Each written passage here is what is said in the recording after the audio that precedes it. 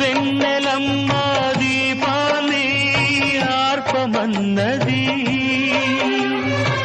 మల్లెలమ్మ పరదాలు మూయమన్నది,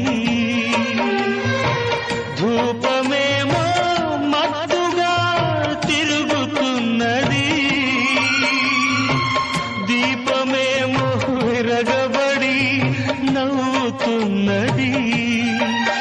నీరాక కొరకు తలుపు, నీ పిలుపు కొరకు పానుపు, పిలిచి పిలిచి వేచి వేచి ఎదురు చూస్తున్నవి.